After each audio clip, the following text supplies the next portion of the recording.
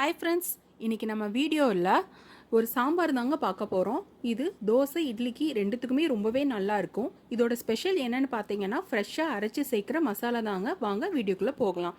இப்போது ஒரு குக்கரில் நான் துவரம்பருப்பு சேர்த்துக்கிறேன். துவரம்பருப்பை நல்லா கழுவிக்கோங்க. இப்போது பூண்டு சேர்த்துக்கலாம். பொடியாக கட் பண்ணி வச்சுருக்க சின்ன வெங்காயத்தை சேர்த்துக்கோங்க. சின்ன வெங்காயம் தான் இந்த மாதிரி பருப்புக்கு எல்லாமே ரொம்பவே நல்லாயிருக்கும். இப்போது கட் பண்ணி வச்சுருக்க தக்காளியை சேர்த்துக்கலாம்.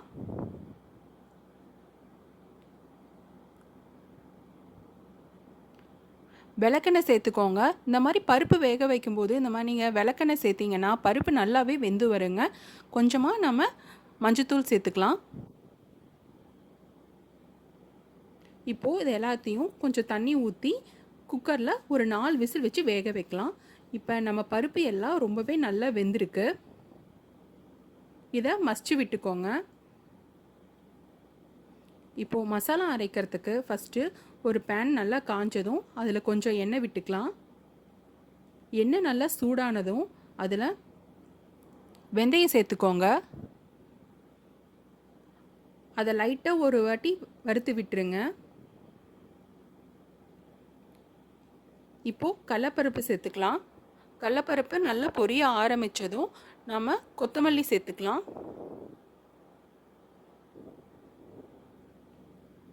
கொத்தமல்லியும் ஒரு நிமிஷம் நல்லா வறுத்து விடுங்க. அது நல்லா வாசம் வர ஸ்டேஜில் கடைசியாக வரமிளகாயை சேர்த்துக்கலாம்.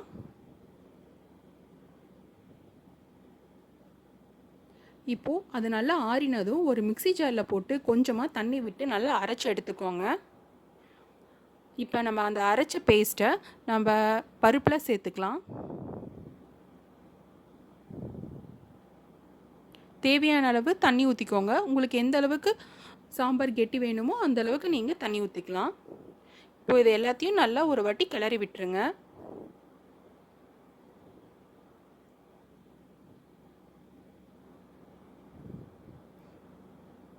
சாம்பாருக்கு தேவையான அளவு உப்பு சேர்த்துக்கோங்க.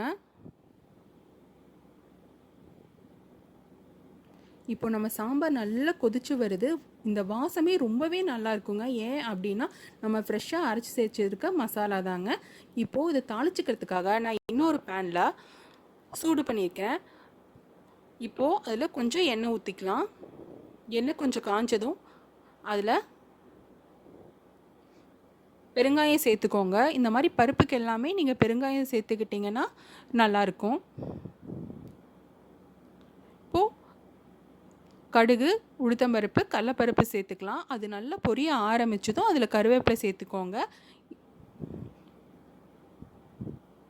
இப்போ நம்ம தாளிச்சதை சாம்பாரில் கொட்டிடலாங்க. அவ்வளோதான், நம்மளோட சாம்பார் ரெடி ஆகிடுச்சு.